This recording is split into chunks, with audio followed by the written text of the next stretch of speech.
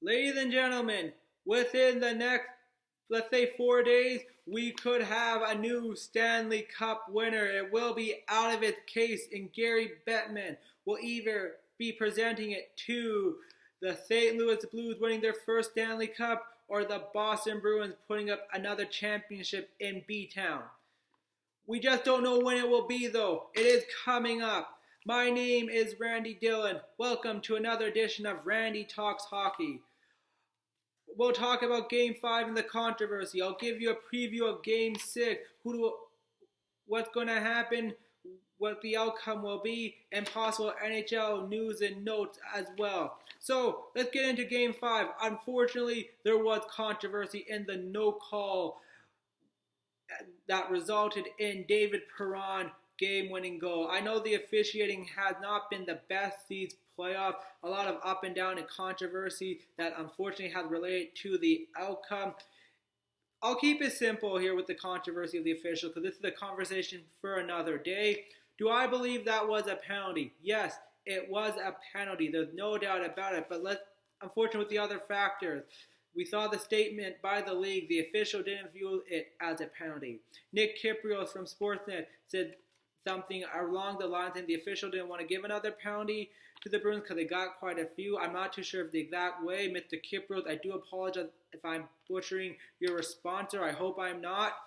And let's also look at the other fact. Tyler Bozak is not a dirty player. He doesn't really have a history and rep in regard to that. So, unfortunately, it's sad that was a big outcome in the game. But if you listen to the Bruins, they know they cannot put their head down because they know they're in the fight of their life, that they want to force a Game 7 to go back to Boston. Now, this is the biggest game of the Bruins series. They were down 3-2 series in Toronto in round 1, but a completely different when you're playing for your playoff live and a chance, and you know you're not going to win the championship.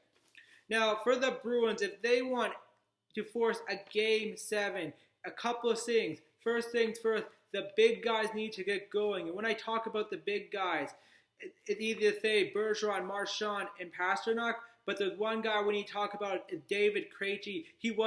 Because Bergeron, Marchand, and Krejci were a part of the 2011 Stanley Cup winning team. They were together in 2013 when they went back to the finals and lost to the Hawks. These guys need to get going, especially in the 5-on-5 format. Krejci, 0 points so far in these playoffs. And not in the playoffs, in the finals. He has had points in these playoffs.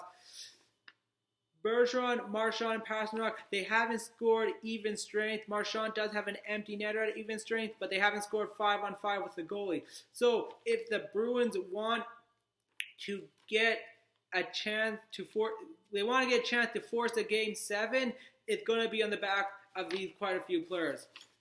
The other thing as well, we know Tuukka Rask has been brilliant throughout the playoffs and the finals. I think he's going to have to be perfect. He maybe even pitch up a shutout possibly if the Bruins want a chance to go back to Boston. We'll see what happens there. The other key that could be a factor in the Game 6 will be the health of Matt Grzelcyk. If he plays, I can guess that the Bruins are going to go with 6 defensemen. Dave Backes could return the lineup. I think Grzelcyk will take a lot of minutes off Chara as well, and it will just help the Boston Bruins blue line and getting out of their zone. Now, if you're the Blues, you better be getting ready for a fight. We saw the controversy in Game 5. The Bruins are going to probably be slugging some bodies. It's going to be a rough rock and roll fight. It could be a slobber knocker, as someone I know said in good old JR, Jim Ross. But if the Blues want to win, first things first, we saw in Game 6 against the Jets in the first round. Game 6 against the Sharks. Strike early in this game. It has worked for you, and also, I think it puts a seed of doubt in the team. You get the crowd rumbling and going, so get those factors in because you know the Bruins are going to be ready to fight. The other thing will be, we know Ivan Barbashev will not play. Robert Thomas is expected to return. That will help, especially in Barbashev's absent in the suspension. Also, Jordan Bennington, we know he was brilliant in Game 5 and was a big reason why the Bruins why the Blues won. He wasn't the main reason, but again, we'll see. And he'll have to probably outperform what he outdid what he did in Game 5 if the Blues want to win their first ever championship. Now, if you're asking me who I want to win, I'm bad at predictions, so I'm not going to say it would be kind of cool to see the Blues win their first championship. It could be the summer of Gloria, but if the Blues do win, who's the Conn Smythe winner? I know the easiest choice is going to say Jordan Binnington, but what about Ryan O'Reilly? He has had a terrific playoffs, ladies and gentlemen. A very strong game that time. Remember, he has been a big factor for the Blues. I think between those two, but Binnington winning the Conn Smythe would make sense. He would make NHL history in the first rookie goalie to put up 16 wins. We'll see, though. The Bruins, they are experienced. They've been here before. Some of their players been here before in the 2011 Stanley Cup final when they were down to Vancouver 3-2 and forced a Game 7 to win the Cup. We'll see, but I know as sports fan and hockey fans, two greatest words are Game 7. All right, let's get into some other NHL news and notes. And rumors. There's so much to talk about. I could be here for days just talking with all the rumors going on. But I'll address some of the key ones that have happened and the big ones, and some ones that I feel that are important. Now, Jeff Skinner re-signed an 8-year deal with the Buffalo Sabres, a $72 million deal. Skinner, with a career high in goals, 40, tied his career high in points at 63. A $9 million he'll be paid for the cap hit for the next 8 years. How does it affect other free agents, such as Artem Panarin? Same age as Skinner, 27, but Panarin, since entering league every year, he has had career high in points. Last year, 87 points, which is incredible. We know he can get paid a ton, but does this increase it, let's say now possibly to 10, more than 10, possibly 11, 12, around that Connor McDavid territory? Who knows, right? We'll see what happens.